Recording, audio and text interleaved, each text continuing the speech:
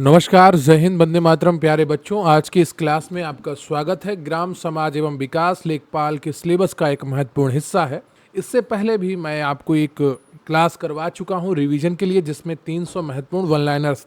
आज मैं ग्राम समाज एवं विकास का पार्ट 2 लेकर आया हूं और बहुत सारी चीज़ें जो उस क्लास में छूट गई थी उनको कंप्लीट करवाऊंगा और बहुत सारी चीज़ों का एक बार फिर से रिवीजन आपका होने वाला है। वीडियो में अंत तक बने रहिएगा क्योंकि प्रश्न यहीं से आएगा। आप पढ़ते रहेंगे आप मेरे साथ तो आपको यकीन आएगा। सकारात्मक रहकर अंत तक बने रहेंगे तो पूरा आपको आज की क्लास में ही तैयार हो जाएगा, फिर दोबारा आपको पढ़ने की आवश्यकता नहीं पड़ेगी। रही बात आज के इस वीडियो की पीडीएफ की या हमारे चैनल पर उपलब्ध अन्य कंटेंट की पीडीएफ की, तो स्क्रीन पर आपको एक व्हाट्सएप नंबर दिख रहा होगा, वहां पर आप मैसेज करके हमारे साथ जुड़ सकते हैं और पूरा कंटेंट सुव्यवस्थित ढंग से प्राप्त कर सकते हैं। फिर चाहे आप लेखपाल की तैयारी कर रहे हो, लोअर पीसीएस की तैयारी कर रहे हो, यूपी पीसीएस या एचईओ की तैयारी कर रहे हो। चलिए शुरू करते हैं आज का ये बेहतरीन सेशन। तो अभी हम ग्राम समाज एवं विकास का पार्ट 2 कंप्लीट करने वाले हैं। लेखपाल के पद और भूमिका एवं राजस्व प्रशासन की अगर बात की जाए तो उत्तर प्रदेश में लेखपाल मुख्य रूप से 2 प्रकार के होते हैं। एक होते हैं राजस्व लेखपाल और दूसरे होते हैं चकबंदी लेखपाल। पूर्व में उत्तर प्रदेश में लेखपाल को पटवारी के नाम से जाना जाता था। 1952-53 में उत्तर प्रदेश में जमींदारी उन्मूलन कानून लागू किया गया। इस कानून के दौरान पटवारियों ने सरकार का भारी विरोध किया था। तत्कालीन कृषि मंत्री चौधरी चरण सिंह ने पटवारी पद ही समाप्त कर दिया। पटवारी पद की जगह पर ही लेखपाल नामक नया पद सृजित किया गया। राजस्व लेखपाल मुख्य रूप से राजस्व विभाग के अधीन कार्य करते हैं।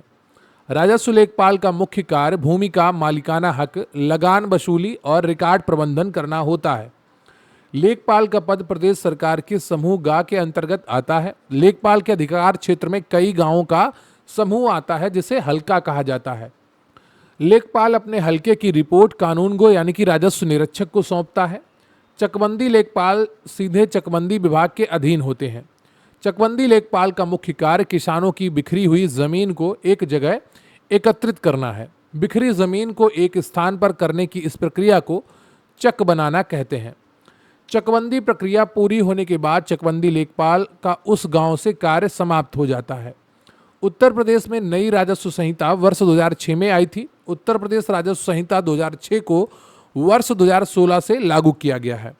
राजस्व संहिता 2006 की धारा 16 में लेखपाल और राजस्व निरीक्षक की नियुक्ति का प्रावधान निहित है।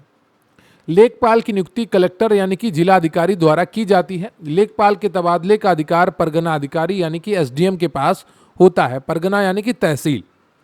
तबादले का अधिकार जिलाधिकारी के पास भी सुरक्षित होता है।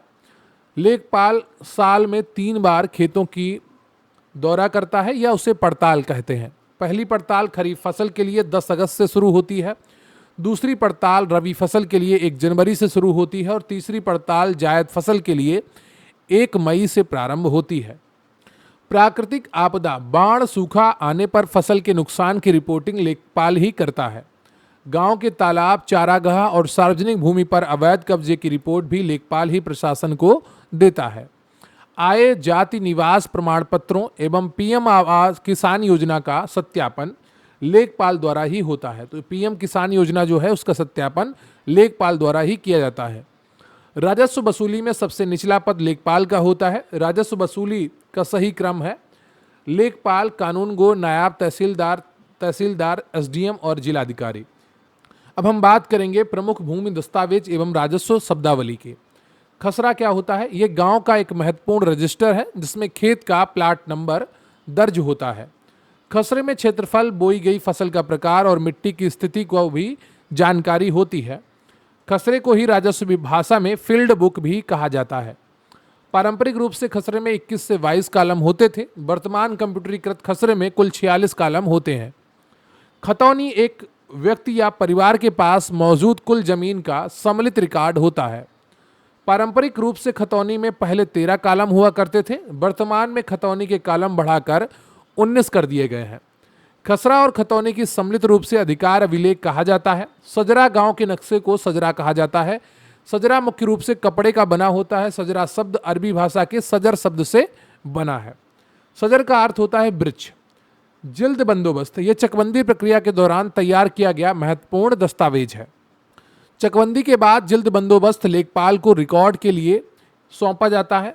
डेली बही, इसमें लेखपाल अपने दिन प्रतिदिन के सरकारी कार्यों का विवरण दर्ज करता है, जो डेली डायरी होती है लेखपाल की। किसान बही, यह योजना उत्तर प्रदेश में वर्ष 1992 में शुरू की गई। किसान बही किसानों को उनकी ज़मीन की पासबुक के रूप में प्रदान की जाती है। फसल रजिस्टर की अगर बात की जाए तो इसमें गांव के किस खेत में कौन सी फसल बोई गई है, इसका रिकॉर्ड होता है। फर्द जमाबंदी, ये मूल अधिकार रजिस्टर की नकल होती है। दाखिल खारिज, जमीन की खरीद बिक्री पर पुराने मालिक का नाम काटना दाखिल खारिज कहलाता है। दाखिल खारिज में ही नए मालिक का नाम राजस्व दस्तावेजों में दर्ज किया जाता है। रकबा, किसी भूमि के कुल क्षेत्रफल लंबाई गुणे चौड़ाई को रकबा कहा जाता है। पैमाइश की अगर बात की जाए तो जमीन संबंधी विवाद सुलझाने के लिए जमीन को नापने की प्रक्रिया पैमाइश कहलाती है। हदबंदी, सरकार द्वारा एक व्यक्ति के नाम पर अधिकतम जमीन रखने की सीमा तय करना हदबंदी कहलाती है। अमीन, यह राजस्व विभाग का कर्मचारी होता है जो पैमाइश और लगान वसूली में सहायता करता है। मुंशवी, यह मोटे कागज पर खेतों की सीमाएं बताने वाला विशेष नक्शा होता है। गिरदावरी, खेत और फसल का प्रत्यक्ष निरीक्षण यानी कि सर्वे करके उस रिकॉर्ड करने की प्रक्रिया कहलाती है। रहन क्या है? किसी संपत्ति या जमीन को ऋण के बदले गिरवी रखना रहन कहलाता है। तबादला, भूमि के बदले भूमि लेने की प्रक्रिया को तबादला कहा जाता है। वाजिब उल अर्ज, यह निजी जमीन में सार्वजनिक उपयोग को दर्शाने वाला रिकॉर्ड होता है। अब हम बात करेंगे भूमि मापन प्रणालियों की, जो आपके एग्जाम के लिए बहुत इंपॉर्टेंट है। सरकारी दस्तावेजों में जमीन का क्षेत्रफल पारंपरिक बीघा या एकड़ में दर्ज नहीं होता है। सरकारी रिकॉर्ड में क्षेत्रफल केवल हेक्टेयर प्रणाली में दर्ज किया जाता है। रिकॉर्ड में यह क्षेत्रफल दशमलव के 4 अंकों तक दर्ज किया जाता है। एक हाथ, भूमि मापन में एक हाथ को 18 इंच माना जाता है। एक हाथ को आधा गज यानी कि 0.5 गज के बराबर भी माना जाता है। एक गट्ठा या लट्ठा, यह 5.5 हाथ के बराबर होता है। एक लट्ठा या गट्ठा का मान 2.75 गज के बराबर होता है। एक गट्ठा का मान 8.25 फीट के बराबर होता है और एक गट्ठे का मान 99 इंच के बराबर होता है। शाहजहानी जरीब, इसकी कुल लंबाई 165 फीट होती है। गज में शाहजहानी जरीब की लंबाई 55 गज होती है। शाहजहानी जरीब में कुल 200 कड़ियाँ होती हैं। शाहजहानी जरीब की एक कड़ी की कुल लंबाई 9.9 इंच होती है। उत्तर प्रदेश में पक्के बीघे का मापन शाहजहानी जरीब से ही किया जाता है। गंटर जरीब, इसकी कुल लंबाई 66 फीट होती है। ठीक है, जो गंटर जरीब है वो 66 फीट की होती है और जो शाहजहानी जरीब है 165 फीट की होती है, याद रखिएगा। गज में गंटर जरीब की कुल लंबाई 22 गज होती है। गंटर जरीब में कुल 100 कड़ियाँ होती हैं। गंटर जरीब की प्रत्येक कड़ी की लंबाई 7.92 इंच होती है। एक पक्का बीघा, यह शाहजहानी जरीब गुणे एक शाहजहानी जरीब 55 गज गुणे 55 गज से बनता है। एक पक्के बीघा का मान 3025 वर्ग गज के बराबर होता है। एक पक्के बीघा का मान 400 वर्ग गट्ठा, 20 गट्ठा लंबा और 20 गट्ठा चौड़ा भी होता है। एक पक्का बीघा हमेशा 20 बिस्वा के बराबर होता है। कच्चे बीघे का मान अलग अलग क्षेत्रों में 5 बिस्वा या 7 बिस्वा भी हो सकता है। एक बिस्वा, यह पक्के बीघे का 20वां हिस्सा होता है। एक बिस्वा 20 बिस्वांशी के बराबर होता है। एक बिस्वा का मान 151.25 वर्ग गज होता है। एक बिस्वांशी यह 20 कछवांशी के बराबर होता है और एक बिस्वांशी का मान 7.56 वर्ग गज होता है। एक कछवांशी यह 20 उनवांशी के बराबर होता है। एक कछवांशी का मान 0.37 वर्ग गज होता है। पारंपरिक मापन की सबसे छोटी इकाई उनवांशी को माना जाता है। एक एकड़ में इसका मान 4840 वर्ग गज होता है। तो एक एकड़ में 4840 वर्ग गज होते हैं। एक एकड़ 1.6 पक्का बीघा के बराबर होता है। एक एकड़ 100 डिसिमल के बराबर होता है। डिसिमल प्रणाली मुख्य रूप से पूर्वी यूपी और बिहार में प्रचलित है। एक हेक्टेयर में 10,000 वर्ग मीटर होते हैं। 100 गुणे 100 मीटर का क्षेत्र आता है। एक हेक्टेयर 2.471 एकड़ के बराबर होता है। एक हेक्टेयर लगभग 3.95 पक्का बीघा या लगभग 4 पक्का बीघा के बराबर होता है। एक एयर, यह 100 वर्ग मीटर का क्षेत्र होता है। एयर हेक्टेयर का 100वां हिस्सा होता है। 100 एयर मिलकर एक हेक्टेयर बनाते हैं। अब हम बात कर लेते हैं स्वतंत्रता पूर्व और पश्चात की आरंभिक विकास योजनाएं। श्री निकेतन योजना 1920 में आती है। इसे गुरुदेव रविन्द्रनाथ टैगोर ने शुरू किया था। यह योजना ब्रिटिश कृषि अर्थशास्त्री लियोनार्ड एलएम हार्ट की मदद से शुरू की गई थी। यह योजना बंगाल की बीरभूमि जिले से प्रारंभ हुई थी। इस योजना के तहत ग्रामीण पुनर्निर्माण संस्थान स्थापित किया गया था। गुड़गांव परियोजना 1920, इसे एफ.एल. ब्रायन द्वारा शुरू किया गया था।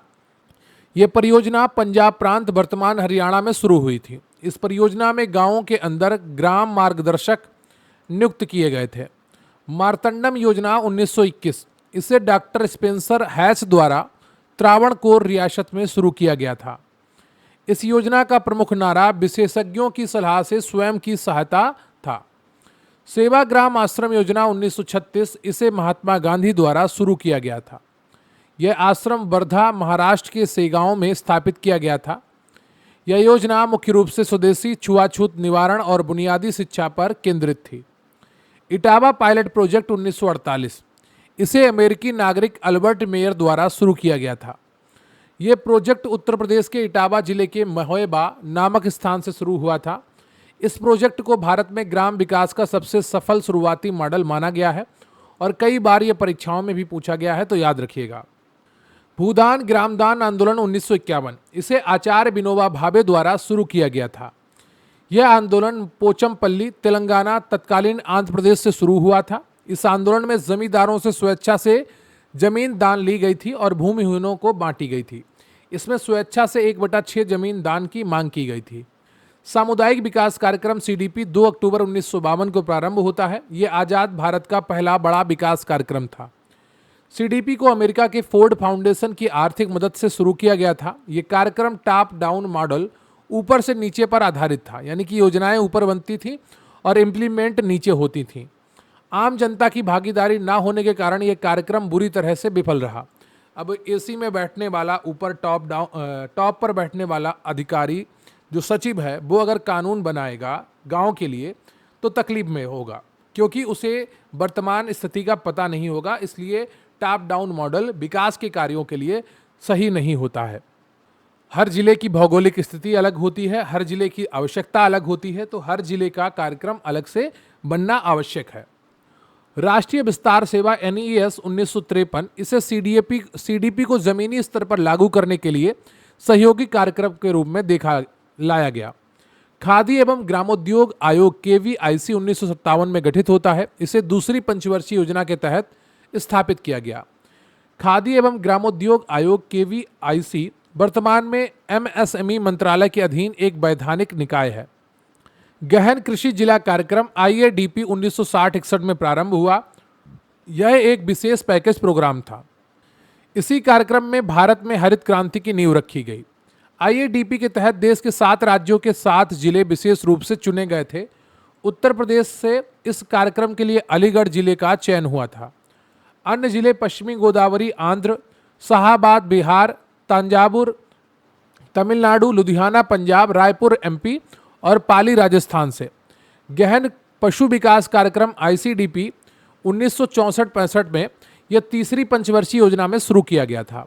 इसका मुख्य उद्देश्य दुग्ध उत्पादन, यानी कि दूध उत्पादन वृद्धि और पशु नस्ल सुधार, कृत्रिम गर्भाधान करना था।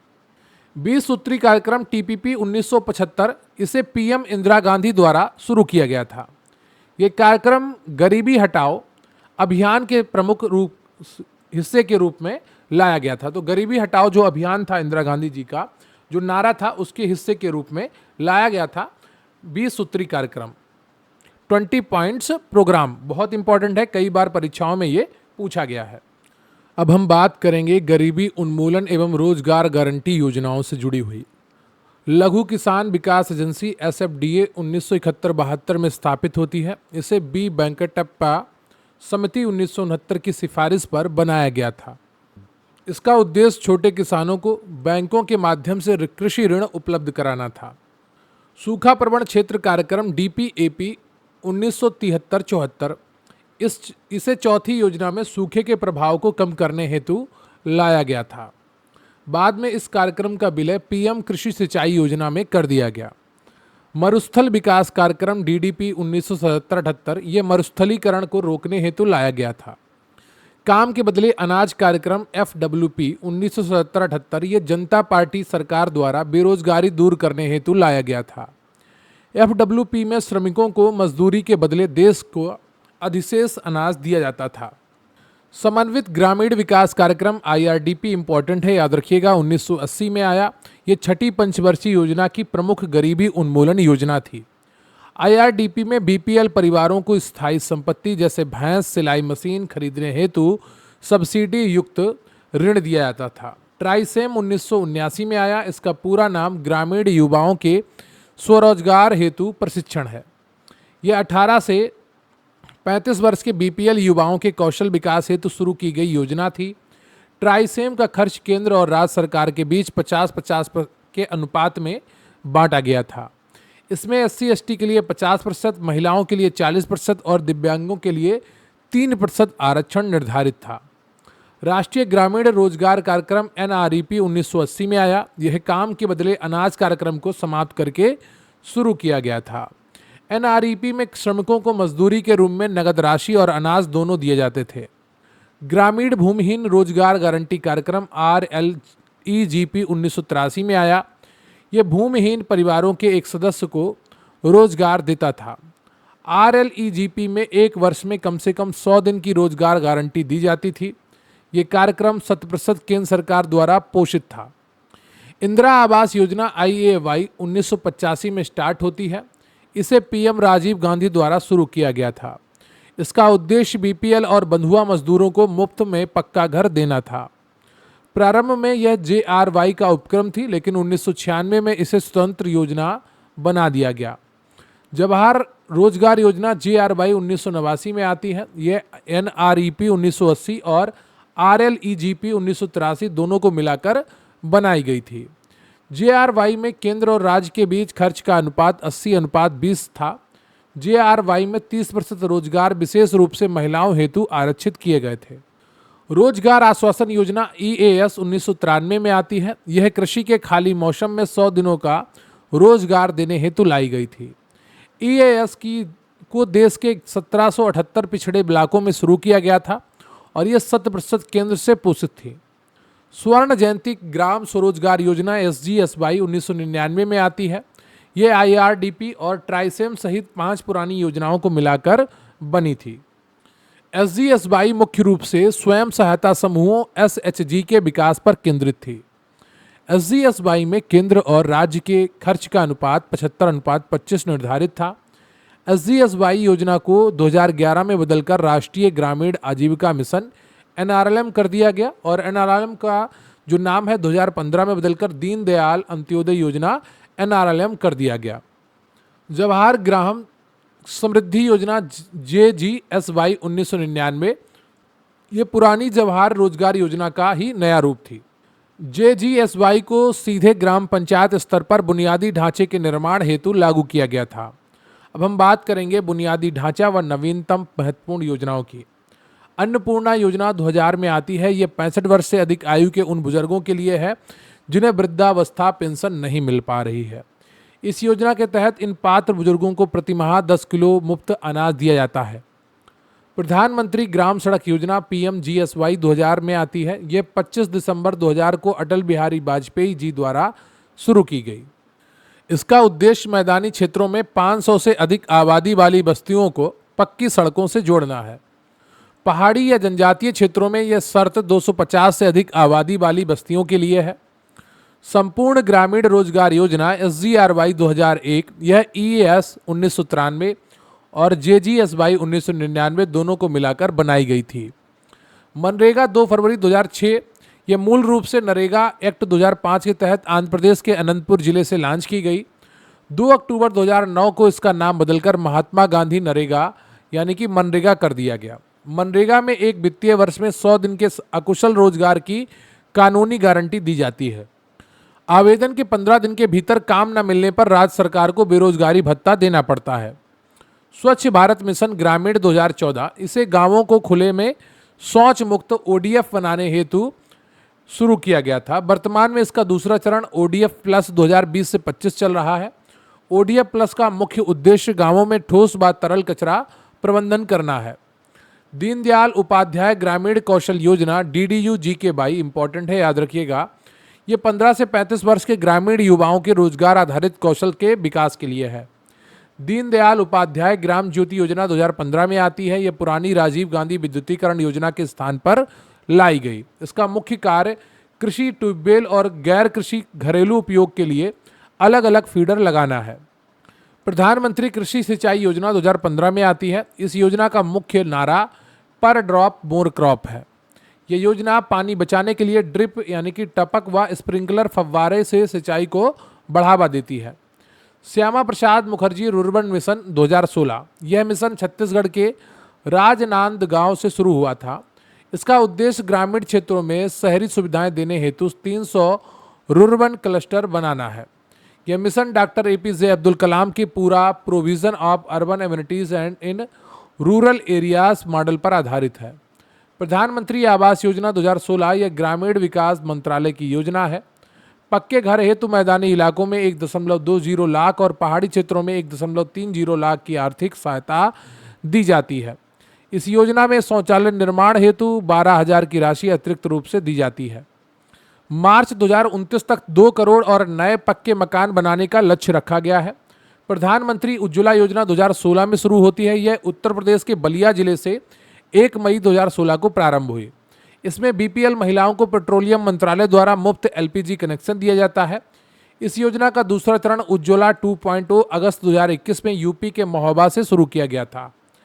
PM किसान सम्मान निधि 2019 में यह 24 फरवरी 2019 को यूपी के गोरखपुर से लॉन्च हुई। इसमें पात्र किसानों को प्रति वर्ष 6,000 की प्रत्यक्ष आय सहायता दी जाती है। यह 6,000 की राशि 2,000 की 3 समान किस्तों में सीधे बैंक खाते में भेजी जाती है।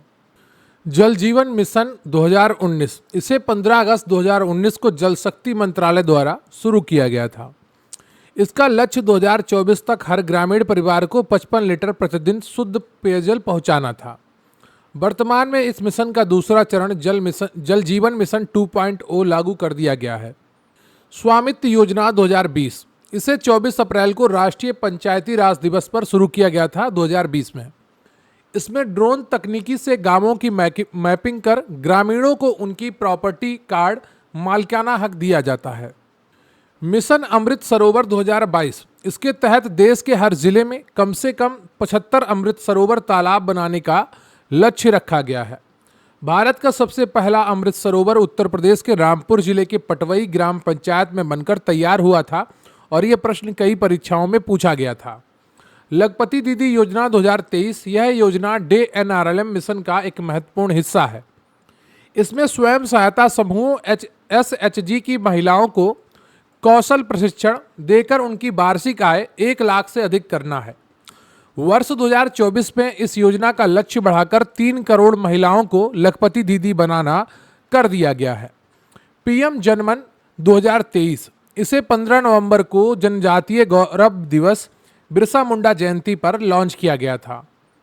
यह देश के 75 विशेष रूप से कमजोर जनजातीय समूहों के 100% सर्वांगीण विकास हेतु है। कृषि सखी योजना 2024, यह कृषि व ग्रामीण विकास मंत्रालय की संयुक्त पहल है। इसमें ग्रामीण महिलाओं को कृषि सखी के रूप में प्रशिक्षित कर 4,000 का मासिक मानदेय दिया जाता है। धरती आबा ग्राम उत्कर्ष अभियान 2 अक्टूबर 2024 को प्रारंभ हुआ। इसे PM मोदी द्वारा झारखंड के हजारीबाग से लॉन्च किया गया। इस अभियान का लक्ष्य 63,000 जनजातीय गांवों का 79,000 करोड़ रुपए के बजट से समग्र विकास करना है। अब हम बात करेंगे पंचायती राज व्यवस्था और प्रमुख समितियों की। बलवंत राय मेहता समिति 1957, यह समिति CDP की विफलता की जांचने हेतु गठित की गई थी। इस समिति ने सत्ता के लोकतांत्रिक विकेंद्रीकरण की प्रबल सिफारिश की थी। इसने भारत में त्रिस्तरीय पंचायती राज ग्राम ब्लॉक जिला लागू करने का सुझाव दिया था। 2 अक्टूबर 1959 को राजस्थान के नागौर जिले में पंडित नेहरू ने देश में पहली बार पंचायती राज का उद्घाटन किया। राजस्थान के बाद पंचायती राज लागू करने वाला देश का दूसरा राज्य आंध्र प्रदेश था। अशोक मेहता समिति ने 1977 में द्विस्तरीय पंचायती राज की सिफारिश की थी और यह समिति मोरारजी देसाई की जनता पार्टी सरकार में बनाई गई थी। इसने चुनाव में राजनीतिक दलों की भागीदारी और पंचायतों को कर लगाने की सख्ती देने का भी सुझाव दिया था। जीवी के राव समिति 1985, इस समिति ने नौकरशाही के बढ़ते प्रभाव के कारण पंचायती राज को बिना जड़ की घास कहा था। एलएम सिंघवी समिति 1986, यह राजीव गांधी सरकार में गठित हुई थी। इसकी सबसे प्रमुख सिफारिश पंचायतों को संवैधानिक मान्यता देना था। 73वां संविधान संशोधन 1992, इस संशोधन के द्वारा संविधान में नया भाग 9 जोड़ा गया था। इस संशोधन के द्वारा संविधान में 11वीं अनुसूची भी जोड़ी गई थी। 11वीं अनुसूची में पंचायतों को कार्य करने के लिए कुल 29 विषय सौंपे गए। यह संशोधन 24 अप्रैल 1993 से पूरे देश में लागू हुआ था। इसलिए प्रतिवर्ष 24 अप्रैल को राष्ट्रीय पंचायती राज दिवस मनाया जाता है। उत्तर प्रदेश में 73वें संशोधन के अनुरूप नया पंचायती राज कानून 22 अप्रैल 1994 से लागू हुआ था।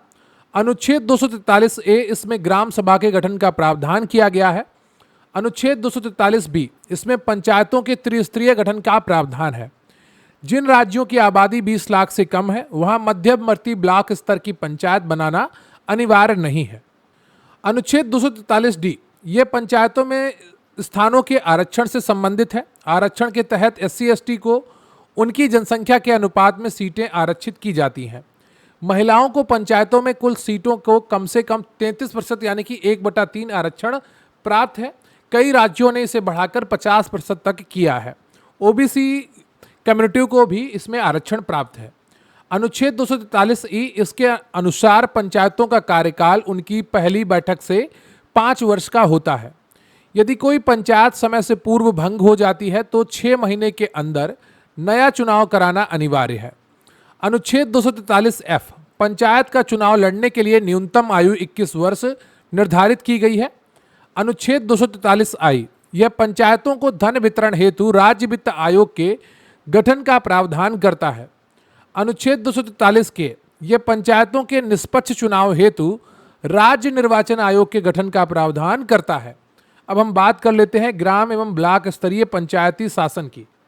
ग्राम सभा ये गांव की मतदाता सूची में दर्ज 18 वर्ष से अधिक आयु के सभी वोटरों से मिलकर बनती है। ग्राम पंचायत का गठन करने हेतु गांव की न्यूनतम जनसंख्या 1000 होनी चाहिए। यदि किसी गांव की आबादी 1000 से कम है तो 2 या 3 गांवों को मिलाकर एक पंचायत बनाई जाती है।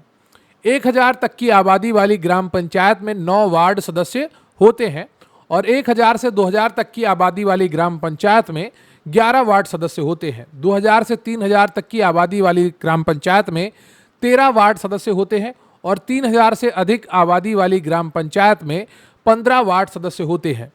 ग्राम प्रधान और वार्ड सदस्य का चुनाव ग्राम सभा द्वारा प्रत्यक्ष रूप से किया जाता है। ग्राम सभा की बैठक यूपी में 1 वर्ष से कम 2 बैठकें बुलाना अनिवार्य है। तो 1 वर्ष में कम से कम 2 बैठकें बुलाना अनिवार्य है ग्राम सभा की। यह बैठकें खरीफ की फसल और रबी की फसल कटने के तुरंत बाद बुलाई जाती हैं। ग्राम सभा की बैठक की गढ़पूर्ति के लिए कुल सदस्यों का 1/5 भाग यानी कि 20% उपस्थित होना अनिवार्य है। अविश्वास प्रस्ताव, प्रधान को पद से हटाने का प्रस्ताव केवल चुने हुए वार्ड सदस्य ही ले सकते हैं। अविश्वास प्रस्ताव लाने हेतु कुल वार्ड सदस्यों में से 1/2 यानी कि 50% सदस्यों के हस्ताक्षर आवश्यक होते हैं। अविश्वास प्रस्ताव पास करके प्रधान को हटाने हेतु 2/3 सदस्यों की सहमति बहुमत आवश्यक होती है। प्रधान के कार्यकाल के शुरुआती 2 वर्ष और अंतिम 6 महीने में अविश्वास प्रस्ताव नहीं लाया जा सकता है। ग्राम पंचायत स्तर पर राज्य सरकार की प्रतिनिधि अधिकारी वीडियो होता है, पंचायत सचिव जो कहलाता है। क्षेत्र पंचायत ब्लॉक स्तर पर BDC यानी कि क्षेत्र पंचायत सदस्य का चुनाव जनता द्वारा प्रत्यक्ष रूप से होता है। ब्लॉक प्रमुख का चुनाव BDC सदस्यों द्वारा अप्रत्यक्ष रूप से किया जाता है। क्षेत्र पंचायत स्तर पर सरकारी अधिकारी BDO ब्लॉक डेवलपमेंट ऑफिसर होता है। जिला पंचायत सदस्यों का चुनाव जनता द्वारा प्रत्यक्ष रूप से किया जाता है। जिला पंचायत अध्यक्ष का चुनाव सदस्यों द्वारा अप्रत्यक्ष रूप से किया जाता है। जिला पंचायत में राज्य सरकार का प्रतिनिधि CDO चीफ डेवलपमेंट ऑफिसर या DPRO होता है। अब हम बात कर लेते हैं ग्राम विकास की शोध प्रणालियों की। शोध क्या है, रिसर्च क्या है? ग्रामीण समस्या, गरीबी, भूमि विवाद आदि के बारे में पूर्वाग्रह मुक्त होकर वैज्ञानिक जानकारी जुटाना ही ग्रामीण शोध है। ठीक है। विश्वसनीयता क्या है? एक अच्छे शोध को बार बार दोहराने पर हमेशा समान परिणाम मिलना चाहिए, तो विश्वसनीयता बढ़ती है। वैधता क्या है? शोध उसी समस्या को मापे जिसके लिए वह डिजाइन किया गया है, इसे वैधता कहते हैं। शोध के कुछ चरण होते हैं। चरण 1 क्या है? सबसे पहला कदम एक उपयुक्त समस्या का चयन करना होता है। चरण 2 में दूसरों के पूर्व अध्ययनों को पढ़ना साहित्य समीक्षा कहलाता है। शोध का चरण 3 होता है समस्या के कारणों का कच्चा अनुमान लगाना, परिकल्पना कहलाना, हाइपोथेसिस तैयार करना कहलाता है। शोध का चरण 4 होता है डेटा जुटाने का रोड मैप तैयार करना, शोध प्रारूप कहलाता है। शोध के चरण 5 में पूरी आबादी की जगह कुछ प्रतिनिधि लोगों को चुनना और सैंपलिंग कहलाता है। शोध के अंतिम चरण में इसके बाद आंकड़ा संग्रह, आंकड़ा विश्लेषण और अंत में रिपोर्ट लिखी जाती है। प्राथमिक आंकड़े, जब शोधकर्ता सीधे फील्ड में जाकर लोगों के साथ ताज़ा डेटा जुटाता है सर्वे इंटरव्यू के द्वारा, तो ये प्राथमिक आंकड़े कहलाते हैं। अनुसूची क्या होती है? ये प्रश्नों की छपी सूची है जिसे अशिक्षित लोगों से पूछकर शोधकर्ता स्वयं भरता है। ये जनगणना में प्रयोग किया जाता है। अनुसूची वाला जो शोध है। PRA सहभागी ग्रामीण मूल्यांकन, इसमें बाहरी शोधकर्ता केवल सुविधादाता होता है और गांव के लोग स्वयं अपनी समस्या का विश्लेषण करते हैं।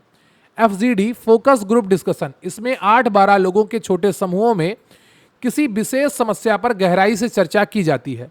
द्वितीयक आंकड़े, ये पहले से मौजूद डेटा होता है जैसे जनगणना, लेखपाल रिकॉर्ड, इंटरनेट डेटा।